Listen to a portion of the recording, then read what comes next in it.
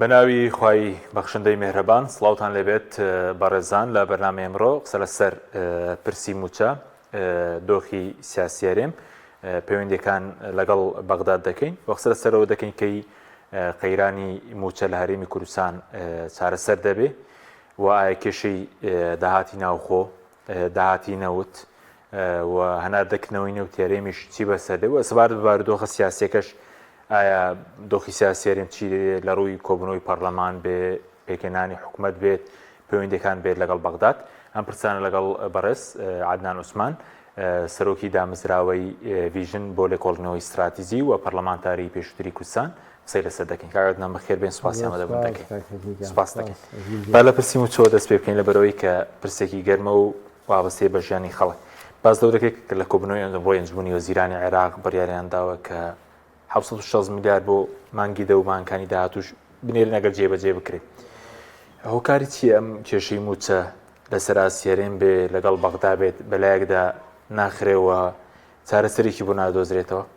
وڵی کاک حەکی من پێم وایە مۆزوعی موچە و کێشەی بودجەی هەرێم لە بەغدا هی ئەوەیە کە بەحسی دکتۆرای لەسەر بکرێت، ماستری لەسەر بکرێت، ینی لەوە دەرچووە کە دانیشیت و لە بەرنمەیەکە هەنێت تەویلاتی بۆ بکەیتەوە ئەکەیت، ینی بەڕاستی هەر بەجددی لغزیەکە ئەمەندە سەیر و ئەمەندە عەجیب و ئەوانەیە، ینی هەندێک ئیگەڕنەوە بۆ مەسائلە سیاسیەکان و کێشمەکێشی سیاسی، هەندێک پێی وایە عەقڵێتی ئیدارەدانی بەغدا بۆ مەلەفەکان ئەوەیە و هەندێکیش ئیگەڕێنەوە بۆ خودی وەزیرەکە کە وەزیرێکە ینی با بڵێن بە تێگەیشتنی خۆی ئیش لە مۆزوعانەکە. تەبعاً جەبهەکەی تریش ئەوەیە کە پێی وایە هەرێمی کوردستانە کە کێشەکان دروست دەکات، ئامادە نییە تەصفیە حسابی خۆی لەگەڵ بەغدا بکات، حسابات و کتاباتی خۆی بە وردی و بە شەفافانە بخاتە بەردەستی عێراق خۆمانە. لەوانەیە ئەمانە هەر کۆی ئەمانە هەمووی تیابێت، یعنی هەر یەکە جزئێک لە معادلە و لە مۆزوعەکە بن، بەڵام ینی ئەمانە هیچی پرسیار ئەسڵەکەنین. پرسیارە ئەسڵەکە ئەوەیە هاوڵاتیەکی ئاسایی موچەخۆری ئەم هەرێمە تاکەی لەم دڵە ڕاوکە بێت. ینی ئەگەر سبەینێ دراسەیەکی ورد بکرێت چەند کەس تووشی نەخۆشی نەفسی بۆ لەم مۆزوع بڵێ ینی خەڵکانێک کە بژێوەکان هەمووی لەسەر موچەیە، هیچی تریان نییە. ڕێژەیەکی زۆر لە کوردستانە، دیارە سیاسەتی چەند ساڵە وای کردووە کە موچەخۆرێکی زۆر لە کوردستان ئەمڕۆ دێت و نایەت و سپێنێ دێت و ئەوانە لێ ئەبڕن و لێ نابڕن، ئەمانە چ جوێکی ناخۆشی دروست کردەوە، چ کێشەیەکی نەفسی گەورەی دروست کردەوە، چ کێشەی خێزانی دروست کردەوە و ئەسڵە پرسیارەکەش ئەوەیە کە کەسمان ناتوانانی وەڵامی بدەینەوە. چونکە جەناب دەزانیت هەڵێ پرسیارەکە بڵێم ئەوش ئەوەیە کە ئەمە کەی چارەسەر بێت. یعنی جەناب دەزانی کە هەر کاتێک هەر ئەوەندە بەیانی ئێستاش کە سبەینێ موچەکە بێت 1000 کەس و 1000 لایەن خۆیەکە بەخاوەنی و هەر یەکەش هەڵێ جوهدی منە هەوڵی منە تەواوە، هەندێک تەسریحیانە دایان تەواوە کۆتایی پێات کێشەی لە هەردوو جەبهەکە، لە جەبهەی سوڵتە و لە جەبهەی ئۆپۆزیسیۆنیش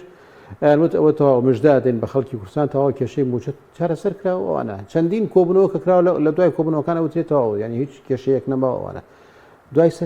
چەند ڕۆژێکی تر یا چەند هەفتەیەکی تر سەر جارێکی تر. ینی ئەمە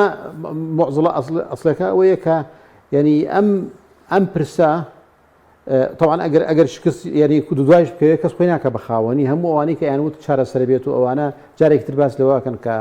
کێشەکان چییە و هۆکارەکە چییە و ئەوانە چیە. ینی ئەمێ پرسیارەوە بکەین ئەمە تاکەی ینی تاکەی ئەم دڵە ڕاوکیە تاکەی ئەم تا ئەتوانم بڵێم بە نابەر پرسیارەتێ بەرامبەر بە ئەوانە. ینی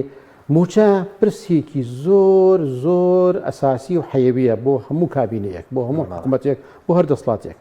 وەزیربی سەرۆک وەزیران بی جێگیریبی هەر کەسێک بیت موچەی خەڵک، ژیانی خەڵک، مەعیشەتی خەڵک ئەمە ئەولوێتی کاری تۆیە. بۆیە کە یعنی یەکێک لە سەرەکیترین ئەرکەکانی ئەم حکوومەتە لە ئێستادا ئەوەیە کە بەجددی بەدوای ئەوە بگەڕێت، ینی ئەم ساڵ کۆتایی هەموو ئەو کێشانە بێت و ساڵی داهاتوو مۆزوعی هەرێمی کوردستان ینی پرسەکە یەکلا بێتەوە. ئەگەر ئەوانەی کە لەسەر هەرێمە مەفروض وایە ینی چارەسەری بکات و ڕایشی گەێنێ بۆ ڕای گشتی. بەزەوەی کە بەڕێز دەیبینێ باسی کۆمەڵێک پرسێت کە تەنێکیان بەغدا خەتابار دەکەن، هەندێکیان هەرێم دڵ هەرێم مەرجەکانی جێبەجێ نەکرد. ئەوەی کە بەڕێز دەیبینی کامەیە ئەوەی کە پێویستە بە جێبەجێکردنی بڕیارەکەی دادگای فیدراڵی بێ پێویست بێ بە داهاتەکان چۆنە؟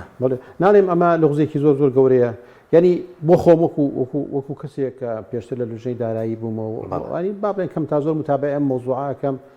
پێم وایە هیچ کێشەیەکی سیاسی لە ئاران نییە. یعنی با بڵێن پرسی سیاسی ئەوەی کە ئەوترێت ینی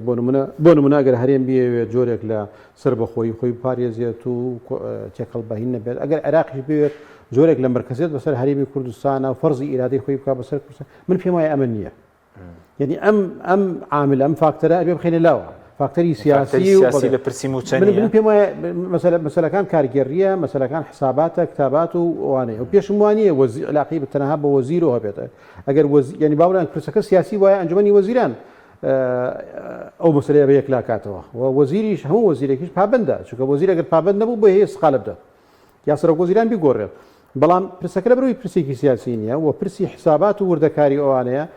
بۆیە وەزیر بۆی لە سەراحەتەکانی خۆی جێبەجێ کات لەوەی کە کێشە دروست بکات و عرقلە دروست کات لە ناردنەکە هەردوو لایەن یعنی کەم تەرخەمیەک لەلایەن هەرێمەوە کە هەیە و کەم تەرخەمیەک لایەن بەغداوە کە هەیە هەردگیری ینی بەڕاستی ڕێز نەکردن لە وڵاتی بەغدا چێوەی هەرێم چیە لە پرسی موچە غناڵێم ئەمە لغزێکی زۆر گەورەیە تایزەکی هاتووە بۆمان باس کات وزارەتی دارایی عێراق هاتووە بۆمان باس کات بڵێ کاکە یەک دووسێ ئێمە ئەمانەوێتەوە ئەوانە بە وردی قسە بکە وزارەتی دارایی هەرێم لە هەموو ئەم فترەی ئەم قەیران و کێشمەکێشە قسەیەکیان کردووە و تویانە تەزریحێکانداوە 3 دێڕ و 4 دێڕەوە بەڵام وتویانە کە کێشەکان چییە چینیە و بە وردی بۆمان باسکەن هەر ئەوەندە ئاڵێن کێشەکە ئەوایە و خەریکە چارەسەر بێت و چیە و تۆپەکە خەنە هینی ئەو لایەنەکەی ترەوە بەڵام یا کوردەکان کە لە بەغدان جێگری وەزیری دارایین ماوەیەک لەوێ ئەوە لەوێ نامێنێ دێ لێرە تەسریحێکی ترەدا بەڵام لەوێن بێدەنگن هیچ قسەیەکیان نییە ینی وەکیلی وەزیری هەرێم کە لەوێ ینی باڵی نوێنەراتی هەرێمی کوردستانە کە لە وزارەتی دارایی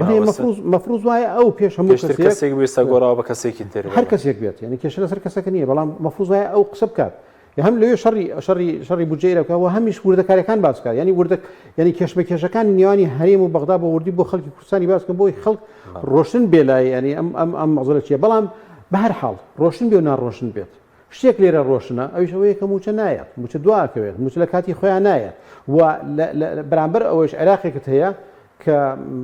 سەدان هەزار فەرمانبەری هەیە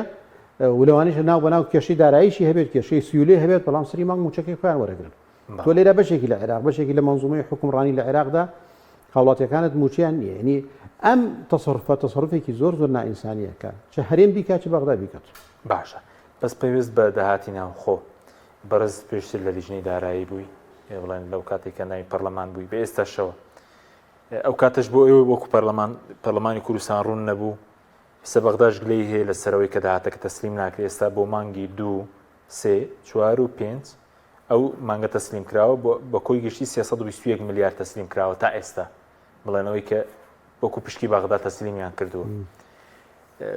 داهاتی ناوخۆ ئێستا ڕوونی چی لێدێ ئەو کێشەیەکی بەردەوامە لە سەراسی کوردستان بێ لەگەڵ عێراق بێ بەڵێ کێشەی بەردەوام کەجان کاک حەکیم ینی تۆ لە هەموو قۆناغێکی دیاری کراوە وەزعێکی تازە هەیە وەزعێکی وەزعی خۆی فەرزەکات یعنی ساڵانی ڕابردوو کە قسە لەسەر ئابووری سەربەخۆ کرا کە قسە لەسەرەوەکە داهات قسە لەسەرەوەکە ئێمە ملیۆنێک بەرمیل بنێرینە دەرەوە نەوتی هەرێمی کوردستان ڕێکەوتن کرا وەنیا نەوتە ڕۆژ ئەوانە ئەکرا قسە لەسەرەوەکە داهاتی ناوخۆ بەشی هەرێمی کوردستانەکە بە تەواوەتی هیچ پێویست بە بەغدانی ئەمە سیاسەتێکی تر بوو ئەم سیاسەتە ئەگەر دقیق بواە ورد وایە و ڕاست بواە مەفروض وایە خەڵکی کوردستانی هەر خەڵکی هەر شوێنێکی تر پشتگیری ئەو دەسڵاتی خۆی بکە و حکومەتە مەحەللی خۆی بکە ینی بۆ نمونە ئێستا پارێزگای سلێمانی بڵێ من ئەتوانم ئیکتیفایەکی ذاتی بکەمەوە بتوانم خەڵکەکەی خۆم و موچەخۆری خۆم بژێنم و پرۆژەکانیش بکەم خۆ ئێمە کە لەم شارە و لەم پارێزگایژین پێمان خۆش بێت دڵخۆش بێت بەڵام ئەمە بێت لە جواشەوەی پلانێک بێت و ینی پلانێکی بەردەوامیش بێت سمرارێتی هەبێت بۆ ئایندا ئەم سیاسەتانەش سەرکەوتنی بەدەستێنە شکستێکی گەورەی بەدەستێنە و جارێکی تر لە هەموو ڕووەکان و جارێکی تر پابند بووینەوە بە عێراقەوە خۆ کاتی خۆی ئەم مۆزوعانە من هەر لە بەرنامەی جەنابتە باسم کردووە کە ئەمە بەشێکی پرسی دەستوریە کاتی خۆی کە لایەنی کوردی لەگەڵ عێراقا ڕێکەوتنیان کردو لەسەر دەستور و مەطبەخیشان دروست کردو مەطبەخی دەستوری و سیاسی و قانونیان دروست کردو بەوانە زۆر مهتەم بوون بە هەندێک مەسائلی سیاسی و هەندێک ماف و هەندێک ئەوانە بەڵام بیریان لەوە نەکردو کە پرسە داراییەکان چۆن چارەسەر بکرێت و سبەینی ئاڵۆزی دروست نەکات لە بینی هەرێم و ناوەندە لە وڵاتە فیدرالیەکانە زۆربەی هەرە زۆری توانم بڵێم 90 ئەو مەسائلانە چارەسەر کراوە کەمێکی ماوەکەەوە محکمەی فیدرالیە پەرلەمانی اتحادیە ئەوانە چارەسەرێکە بەڵام لە کوردستان و عێراقا تقریبا نتوانم بڵێم 90 بە ئشکالێت ماوەتەوە بە غامزی ماوەتەوە و ئەمە هەر دقەیەک شتێک سەر هەڵەدا دقەیەک شتێکی تازە دێتە پێشەوە لە ئێستادا کە تۆ توانای گۆڕینی دەسوور و ئەوانت نییە حتما ئەبێ لە چوارچێوەی ڕێککەوتنی سیاسی بێ ڕێککەوتنی سیاسیش کە لەگەڵ لایەنێکایەکەی ئەبێ بە دقیقی بکەیت تۆ یان ئەبێ ڕوونی کەیتەوە سەررجەم داهاتەکانتە دەی یا بە مەقاسە نیوەی داهات بەشێک لە داهاتەکەستا بەغدا دەڵێ داهاتی مانگانە هەرێم کە 350 ملیارە دەبێت ڕاستی خەزیێنی وەزارەتی دارایی عێراق بکرێت دواتر پشکی هەرێم لێدە بکرێتەوە بەڵام ئەوانە بۆ نمونە بۆ مانگی 5 وتوانە 91 ملیار پشکی بەغدایە ئەوی تریان بۆ خۆیان گلداوەتەوە جا کێشەکە لەوەیە کە یعنی چه هەرێم ینی لەلایانی دەسڵات لە هەرێم و چ لەگەڵ بەغدا یەک حکوومەتن لەم کابینەیەن ینی ئەم کابینەیە کە بریار لەسەر ئەم پرسادا ینی بۆ نمونە کە ئەڵی بەغدا خۆمە بەس عەرەب نییە وانە مەبەس حکوومەتی بەغدایە حکوومەتی بەغدا کوردی تایە و عەرەبی تایە و شیعی تایە و سوننی تایە هەموو ئەمانە تەمسیلی ئەوە ناکە ئەم حکوومەتی بەغدایە ئەگەر زوڵمان نییەکە مەفروضای هەڵوێستی سیاسی لێ وەرگری وەکو هەڵوێستی چی بۆ نمونە مقاتعەیەکی بایکۆتێکی بەشدار نەبی لەم حکوومەتە ئامادە نەبی بەشدار بی تایدا ئەگەر زوڵم بکرێ ئەگەر زوڵمەکات من ناڵێم زوڵمەکە یا زوڵم ناکە بەڵام ئەگەر زوڵمەکە ئەمە برادرانی ئێرە بێ وڵامی دەرەوە ئەگەر زوڵمە و ئەگەر شتەکە عەمدیە مەفروضای هەڵوێستێکی سیاسیت هەبێت لەم مەسەلەیە ئەگەر مەسائلەکان پەیوەند نییە بمەسائلی سیاسی وەک من باسم کرد خۆ مەسائلە مالیەکان و مەسائلە هونەریەکان و فەنیەکان و ئەوانە مەفروضای چارەسەر بکرێت و مەفروضا بوو زووتر چارەسەر بکرایە و پێشمان وترا کە چارەسەر بووە ینی مانگ نییە کە موچەکە دێت و تەوزیع ئەکرێت بۆ لانی کەم بۆ 2 هەفتە جۆرێک لە بێدەنگی و خامۆشی هەیە کە پێی وایە چارەسەر بووە کێشەکان لەسەر ئاستی کوردستانەوەی داهاتی ناو خۆبێ تا پارتیویکێتی لە حکوومەتدا بن چارەسەر بڵێن لە دەسەڵاتدا بن چارەسەر دەبێ داهاتی ناوخۆ چ لە سنووری سلێمانی بێت چ هەولێر بێ لە کوردستان ئەگەر حکوومەتی یەکگرتووت نەبێت و سیاسەتێکی دارایی یەکگرتووت نەبێت و لە چوارچەوەی سیاسەتێکی دارایی یەکگرتووە کار نەکەیت و هەر لایەنە و لە چوارچەوەی بەرنامە و سیاسەتی خۆیان کار بکات تۆ چۆن توانی لەگەڵ بەغدا ئەسڵ بڕۆیتە گفتوگۆوە چۆن توانی گفتوگۆی ئەم کێشانە بکەیت لەگەڵ بەغدا چونکە هەر یەکە بە ئاراستەیەک مامەڵاکە یعنی وەکۆی بزانم بسەر بۆ نمونە وەزارەتی دارایی مامەڵەی لەگەڵ ئێرە چۆنە هەمان مامەڵەیەتی لەگەڵ هەولێرە یان لێرە کێشەی بۆ دروستە بێ کێشە بۆ ئێرە دروستەکات ئەمە لغزەکەیە یعنی مەفروض وایە تۆ لە هەرێمی کوردستاندا ئەم حکوومەتە تا ئێستاکە حکوومەتە و لایەنە ئەساسیەکان بەشدارن تێدا لانی کەم سیاسەتێکی دارایی ینی هاوبەشی هەبێت ڕوونی هەبێت بەرامبەر بە هەموو پرسانەی کە پێوەستە بۆەوە ئەگەر هەر هیچ نەبێت بۆ مۆزوعی موچە بۆ مەسائلەکانی تر ینی با بڵێن ئەوە ئیتر ڕقابەی دارایی هەیە شتی تر هەیە وانە هەیە بەڵام لانی کەم یعنی پرسی موچە هەر پرسێکی دارایی نییە کاکەکەین پرسێکی ئەخلاقیە پرسی بەخێوکردنی کۆمەلگایە پرسی ئەوەیە کە تۆ چۆن خەڵکەت ئەژێریت بۆیە لانی کەم لە مۆزوعی موچە مەفروض وایە یعنی چۆن جاران ئەوترا لە پرسە نیشتمانیەکانە بێ یەکگرتوو بین کە ڕووین بۆ بەغدا بێ یەکگرتوو بین کاکەمە قوتی خەڵکە لەم مۆزوع لەم پرسە تەنازل بۆ یەکتر نەکرێت و هەوڵ نەدرێت سیاسەتێکی هاوبەش دروست بکرێت لە چ پرسێکی تراش بەڵام ئەوەی کە پێویستە بە داهاتی ناوخۆک و بەڕێزوتر بۆچی وەزارەتی دارایی هەرێم هیچ ڕوونکردنەوەیەکی لەسەری نییە ئێستا دەڵێن کورتێنانی ئێستا بەغدا 760 میلیارد دەڵێن دەنێرێ دەڵێن کورتێنان هەیە 236 میلیارد بەش ناکە لە کاتێکە پێشتر لە نەوت بۆ نمونە پێشڕاگرتنی نەوت سێ مانگی یەکەمی 2023 445 میلیارد لە نەوتاتەوە بەس بەغدا ئێستا 760 میلیارد دەنێرێ دەڵێن بەش ناکە جا ئەوە باسم کردەوە کێشە گەورەکەیە یعنی ڕوونەکردنەوە بۆ خەڵک ینی ئەڵێ زۆر جار ئشکالێت لای خەڵکی لە چیا دروستە بێت تاوانەکە ببینێت و عقوبەکەی نەبینێت یا عقوبەکە ببینێت و تاوانەکە نەبینێت ئێستا ئێمە عقوبەکە بینین کە برینی قوتی خەڵکە و موچەی خەڵکەوانەیە بەڵام ئەساسیاتی مەوزوعەکە ئامادەنی بۆ خەڵکی ڕوونکردنەوە مەفروض وایە بەڵام هەردووکی نەکەر هەرێم بەغداد و هەرێم ئەم دوانە مەفروض وایە پەرلەمانتارەکانی ئێمەش کە ئێستا پەرلەمان لە کوردستان نیە بەڵام لە عێراقا هەیە چ پەرلەمانتاری عێراقی مەفروض وایە بانگی هەرێم بکەن بڵێن ئێوە چۆن سیاسەتی دارایی ئەم وڵاتە بڕێوە بن ئەم هەرێمی خۆتان بڕێوە بن و مفازای کوردەکانیش وزارەتی عێراقی بکەن بڵێ ئێوە تاکەی ئەتانەوێت بەشدار بن لەم گەمەی برسیکردنی خەڵکی کوردستان و ئەوانە خەتای کامتانە خەتای هەرێمی کوردستانە خەتای ئێوە و خاڵەکان چییە یعنی خەڵکی کوردستان لانی کەم شتێکی لا ڕوون بێتەوە کە ئەساسی مەوزوعەکان بەسەر بە ڕۆڵی وەزیری دارایی لە هەرێم و لە بەغدا جیاوازە ڕۆڵەکەیان وەزیری دارایی لە هەرێم و لە بەغدا وەزیری دارایی بەغدا وەزیری فدرالیە وەزیری هەموو عێراق بەگوێرەی دەستوری عێراقی وەزیری هەموو عێراقە بۆی هەیە لە هەرێمی کوردستانی سەڵتە و دەسڵاتی هەبێت بەشێکی گرنگیش لە داهاتی پارێزگاکان و داهاتی ئەقالیمەکان بمبورە چ ئەقالیم و چ پارێزگاکان بەگوێرەی دەستور ئەبێ بڕاتە بۆ دەسڵاتی فدرالی بەڵێ چکەسە دڵنەوەزی دارای عێراق جاری بڕیاری ئەنجومەنی وەزیرانیش بە زەحمەت جێبەجێ دەکات لە کوردستان ئەو لاری بوونە هەیە من پێم وانە ینی من ئەسڵەن کێشەکە لە خودی کەسایەتی وەزیرە نابینم چکەم کێشەیە زۆر دوور و درێژە ینی ئەم هەموو وەزیرە ینی یەک لە دوای یەک هەر هەمویان ڕقیان لە هەرێمی کوردستان وانەیە خۆ ینی عادل عەبدولمەجید هەبوو کە دۆستی کورد بوو خەڵکی تر هاتی کرد ینی ئەمە هەمووی هەر هەموو وەزیرێک لەوێ باشە ئێمە هەموو دژمنمانێ لە بەغداد چیەکەین لە بەغداد ینی ئەم هەموو خەڵکە لە کەمینایە بۆ دژایەتیکردنی ئەم هەرێمەمان و ئەم تەجروبەیەمانەوەمانە ئێتر خێرە لە بەغداین و پۆست و ئەوانە وەرەگرین پێم وانە علاقی بە خودی وەزیرەوە من ئەم وەزیرە نانەسم بەڵام پێشم وانە علاقی بەوە بێ عقلەتێکی شۆڤینی وانە عقلەتێکی مرکزی هەیە عێراقیش نەبووتە دەوڵەتێکی فیدرال وانە بەڵام ئەمە علاقی چیە بەبووچەوە کاکە خەڵک موچەی خۆیەوێت موچەیەوێت سەری مانگ موچە وەربگرێت فیدرالیەتە نافیدرالیەتە مرکزیەتە نامرکزیێت و ئەوانەیە یعنی ئەمە هەرێمی کوردستان بەشێک لە عێراق لە ڕووی مالیشەوە مەفروض وایە بەشێک بێ لە عێراق کە وەکو واجب لەسەر تەکە بەشێک لە عێراق حقوقی شتەیەکە موچەکانت لە عێراقەوە بە کاملی بۆ دوێت لەسەر نەوتیشی باز دەوەکەی هەنا نەوتێرم پێچێ نادە دەست پێ بکاتەوە باز دەوەکەی بۆ بەرمیلێک بۆ خەرجی گواستنەوە و بەرەمێنان $16 دابنرێ ئەمڕۆ هەموو خوێنەوە یەکەمی بۆ کرابوو هەمواری ئەو بەرگەیە پێچێ بەم زوانە دەست پێ بکاتەوە مەسروور بارزانانی لە ڕۆژانەشدا وتبووی مانگانە $1 ملیار زەرەر دەکەن لاوەی کە نەوتیان ڕاگرتووە جاوە سیاسەتێکی زۆر هەڵی تیاکراوە ئەو مۆزوعی نەوتە ینی ما بڵێن پرۆسەکە زۆر بە ئاڵۆزی ڕۆیشتووە ینی ئەوەش لەوانەیە بێتە کێشەیەکی سەرباری کێشەکانی تر پێم وانە دەرویەکی ینی ئیجابی من هیوادارم ئەوە چارەسەری کۆمەڵێک لە کێشەکان بکات لە مەشاکلەکان بکات بەڵام بڕیار درا تا نەوت عێراق خۆی بیبات خۆی بفرۆشێت و پارەکەیشی لای خۆی کۆکاتەوە هەرێمی کوردستان بێ پابندی هەموو ئەو بڕیارانە بێت کە لە بەغداوە دەرەچێت تا ینی هیچ وەسایەکی بەسەر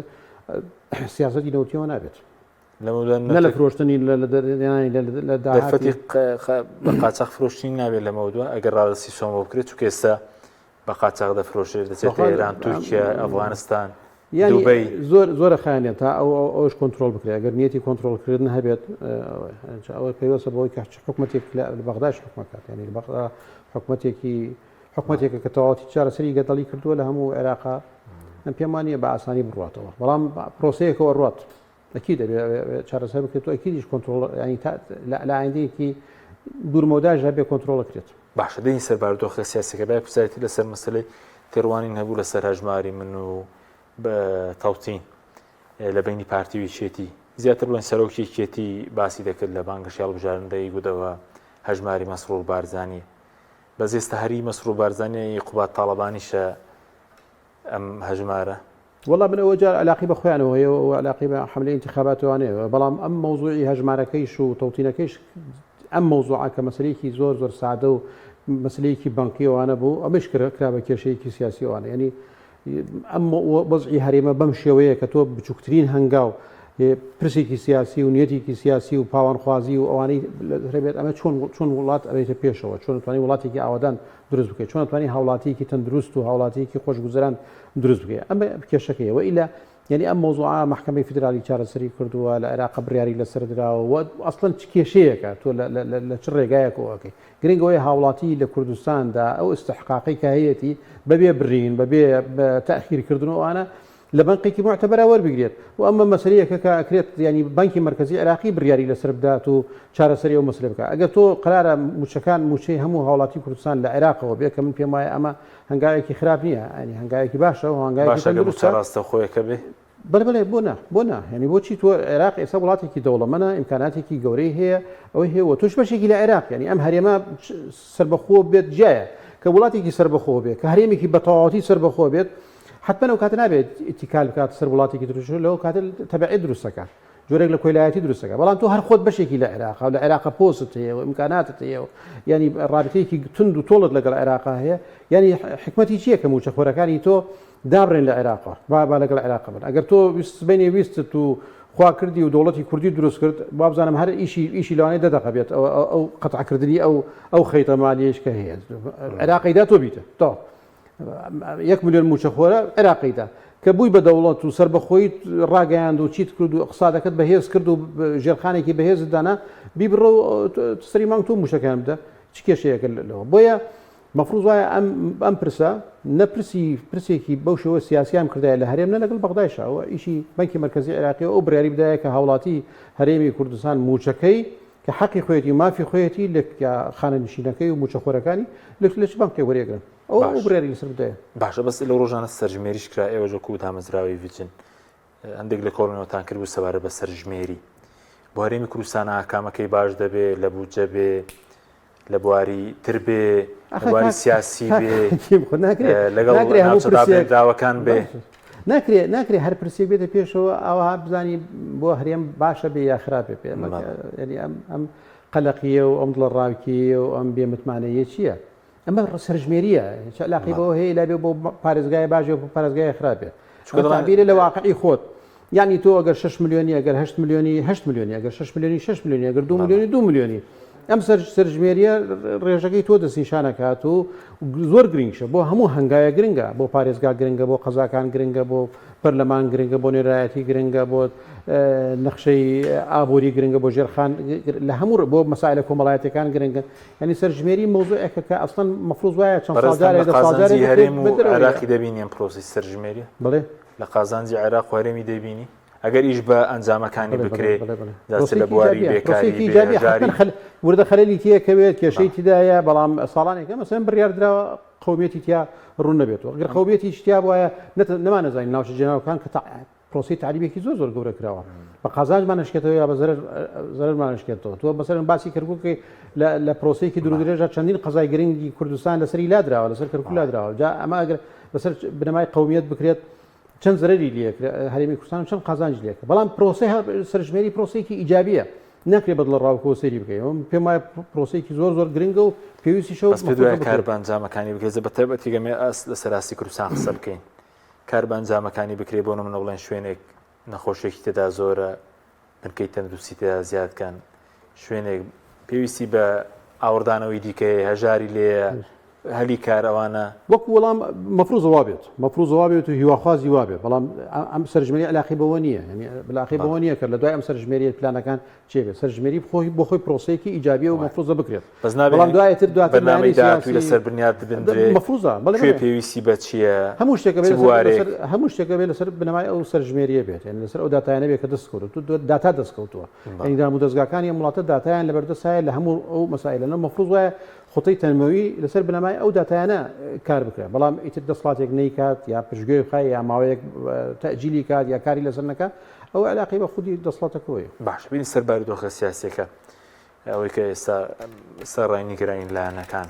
کۆمەڵێک لایەن ناڕازی بوون لە ئەنجامی هەڵبژاردن ئەنجامەکان پەسەند کراوە وەکو ئەنجامی هەڵبژاردنی پەرلەمانی کوردستان چی چاوەڕێ دەکرێەوە سەرۆکی هەرێمیش نەشیمان بارزانی ڕۆژی دووشەمەی دیاریکردو هەفتەی داهاتوو بۆ یەکەم کۆبوونەوە لەمپەر هەیە نییە دەچێتە پێشەوەم پرۆسەیە واللهی نازانم من هەستم کرد ینی ماوەکە زۆر زوو دانراوە مەفروض وایە هەندێک دانیشتن و کۆبوونەوە بکرایە چونکە ینی هیواخوازی ئەوم کە پەرلەمانی کوردستان بە دەردی خولەکانی تر نەڕەوە بە دەردی عێراقیش نەڕوات کە ماوەیەکی زۆر درێژ نەتوانانی سەرۆکی هەڵبژێری چونکە مۆزوعی سەرۆکی پەرلەمان و جێگیری سەرۆکی پەرلەمان هەمووی پەیوەستە بە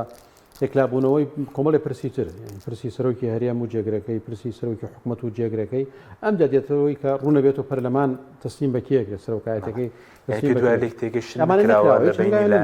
هیچ هەنگیان نراوە لەوانەیە ئێمە لە دوی مانگ کردنەوەی خولەکە بێت بەڵام پرۆسەی هەڵبژاردننی سەرۆکی پەرلەمان پرۆسەیەکی ئاسایی ینی ئاسان نەبێت بە هەروە بەو شێوەیە بڕات بەڵام دوجار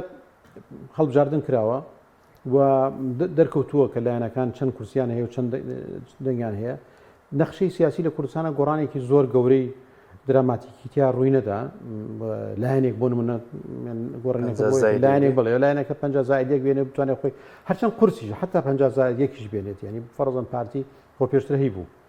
بەڵام تشکیلکردنی حکوومەت هەرە لەو منتیقی خۆیە بێت لە منتیقەیە سەدایەکی نابێت لە منتیقەیەش ئەگەر 50 زائیدێکیان بێنایە سەدای لە منتیقەکانی تر نابێت بۆیە ئەم حکوومەتە بە حکومەوەی کە دوو زۆنێکی فعلیت هەیە دوو زۆنی تقریبا نتوانم بڵێم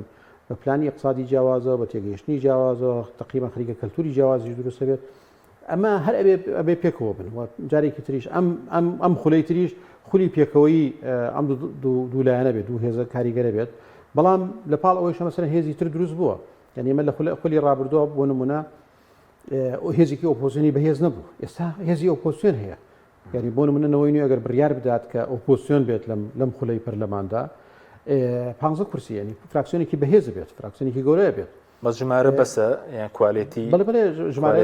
ژمارە گرنگە و کوالیتیش گرنگە خۆتر هێزێکی سیاسی کە بڕیاردا ئۆپۆزیۆن بێت حتمما دەبێت دیدگایەک هەبێ بۆ ئۆپۆزیۆن بوون و لایەنەکانیش بێت ڕێز لە ئۆپۆزیۆن بوونەکەی بگرن یعنی ئێستا هیچ لایەنە ناتوانێت اعتیبار بۆ نەوەی نوێ دانێنێت نە بۆ سەرۆکەکەی کە کاک شاسوارە نە بۆ حزبەکەیش کە نەوەی نوێ ئێستا هێزێکی گرنگ و کاریگەرە و ڕۆڵی ئەبێت لەوانە بەڵام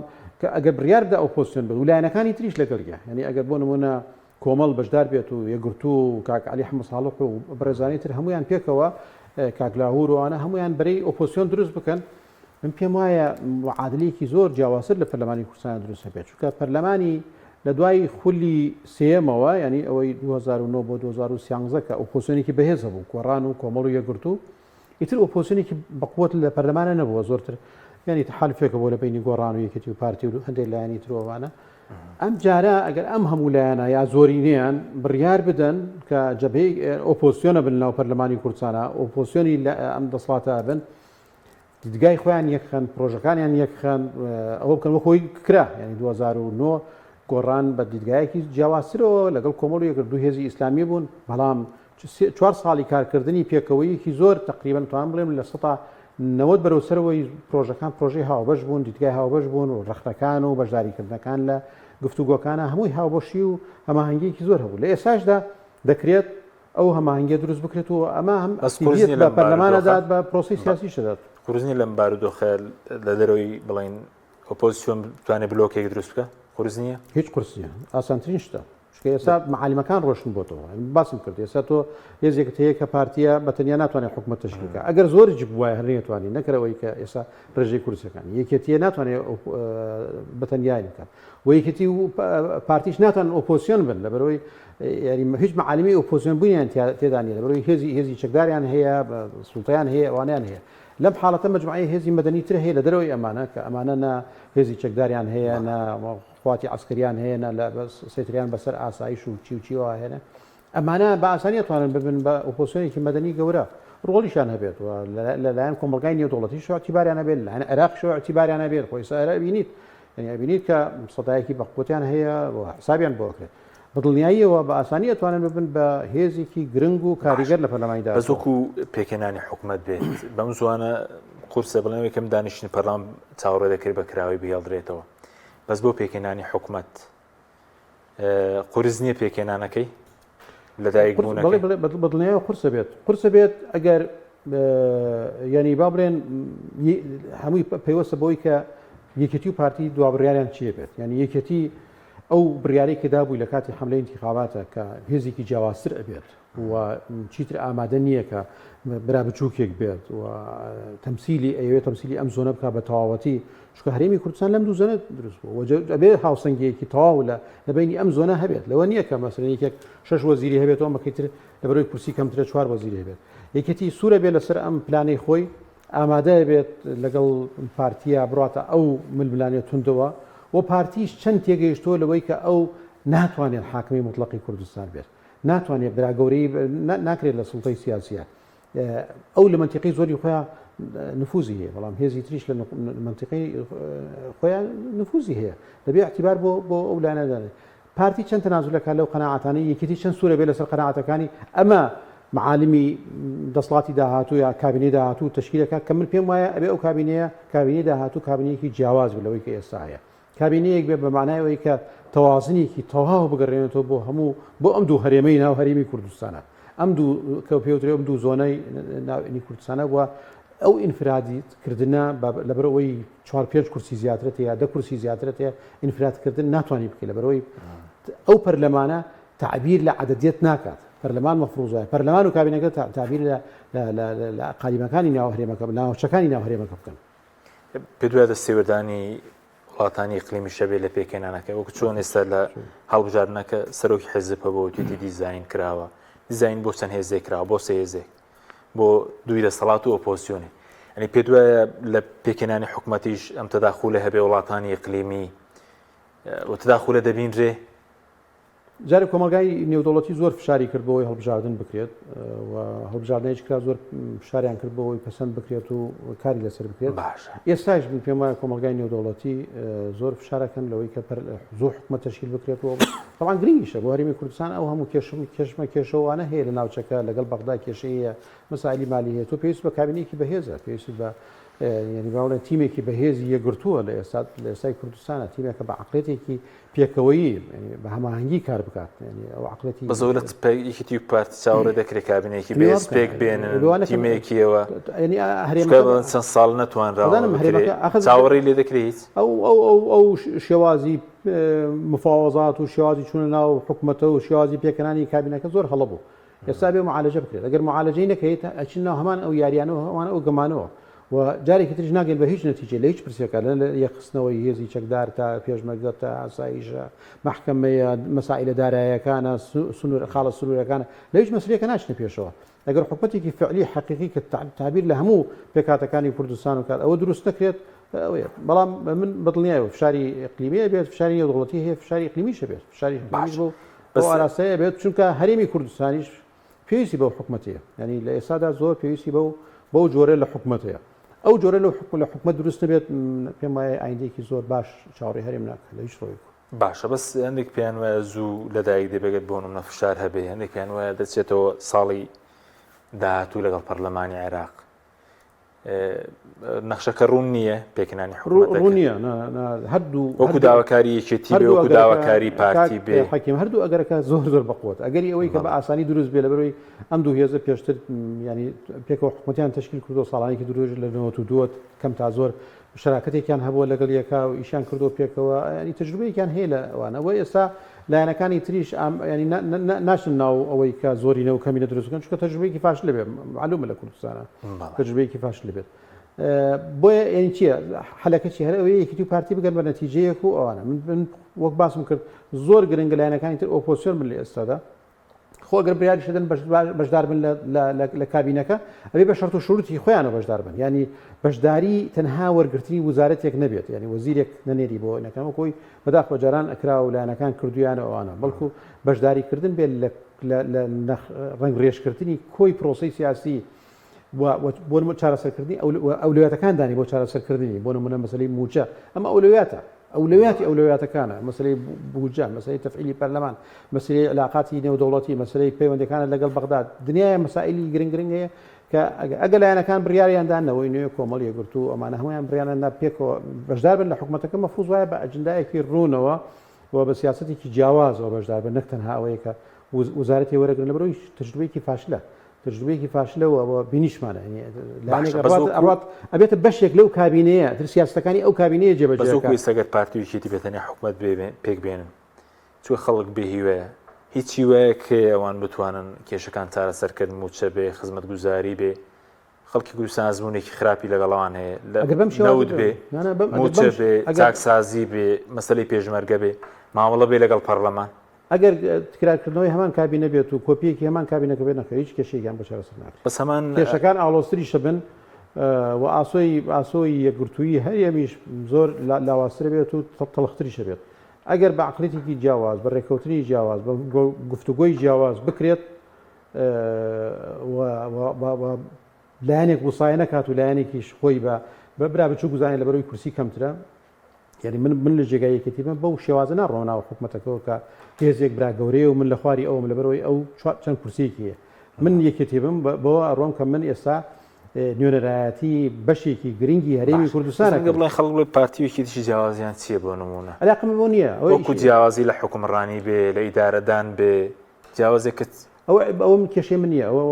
مۆزوعێکی ترە جیاوازیان چی نییە بەڵام مۆزوع ئەوەیە کە ئەم حکومەتە بەم تەرکیبە بۆم تشکیلی ئێستاکە ناتوانێت بێتە پێشەوە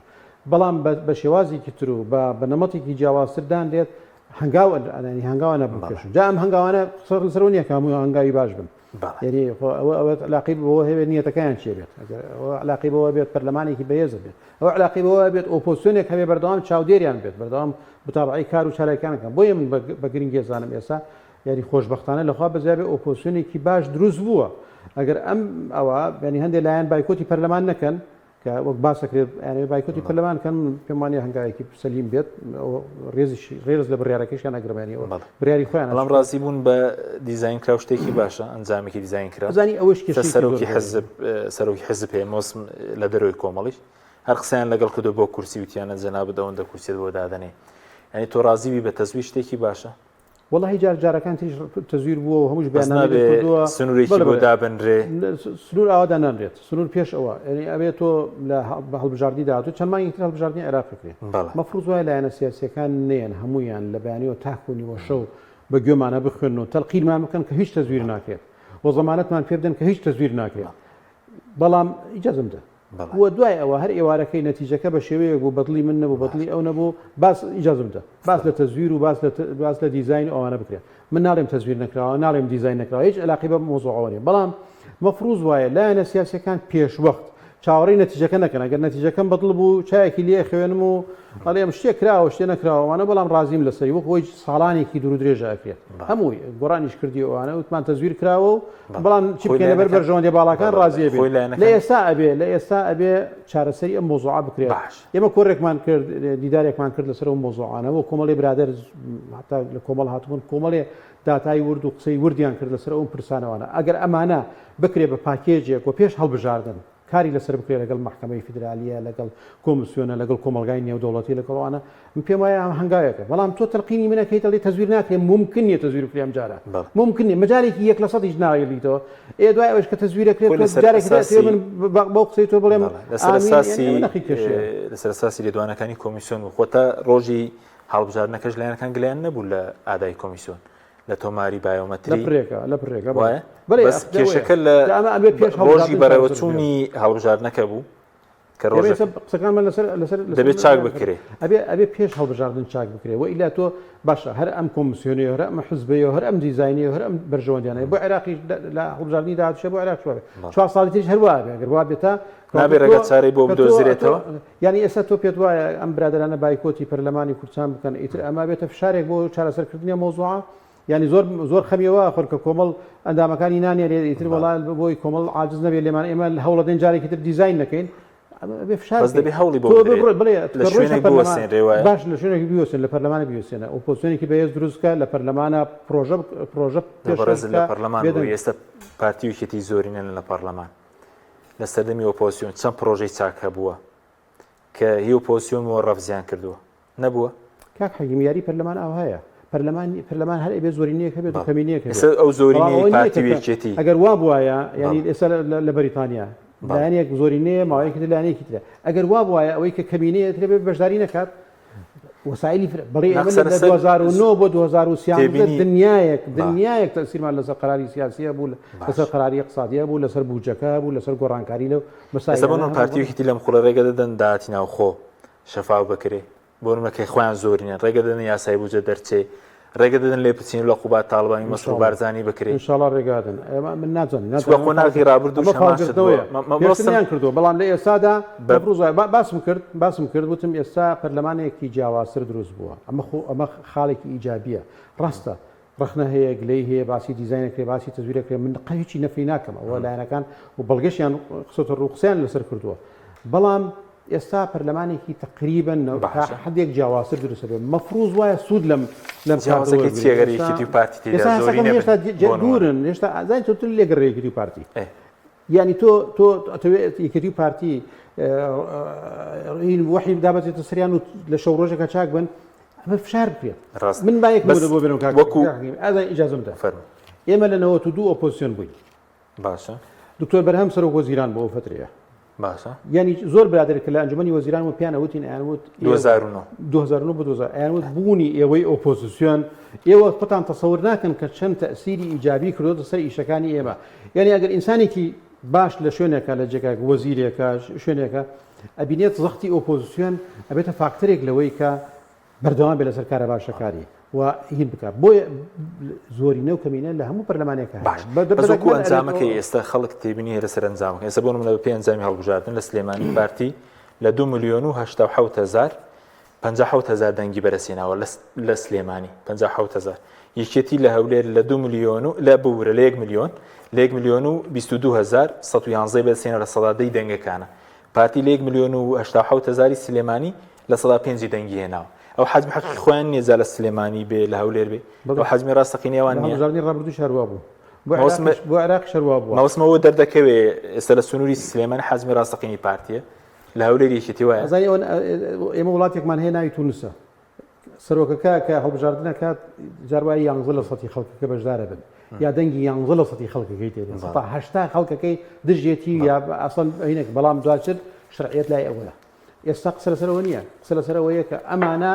زۆرینن لە پەرلەمانی کوردستانە ئەم دوو حزبە زۆرینن لە پەرلەمانی کوردستانە مەفروض وایە بەرامبەر بە ئەم زۆرینەیە بۆی توغیانی زۆرینە کەم بکەیتەوە بۆی هەژبوونی زۆرینە کەم بکەیتەوە کەمینەیەکی بەهێزی بە قووەتی خاوەن دیدگا و خاوەن ڕوویا دروست بێت لە پەرلەمان سپاس دەکەین کاکات عوسمان مازمان کردی سپاس بۆی بینەرانی بەڕێز سپاس بۆ هاوکاران خواتان لەگەڵ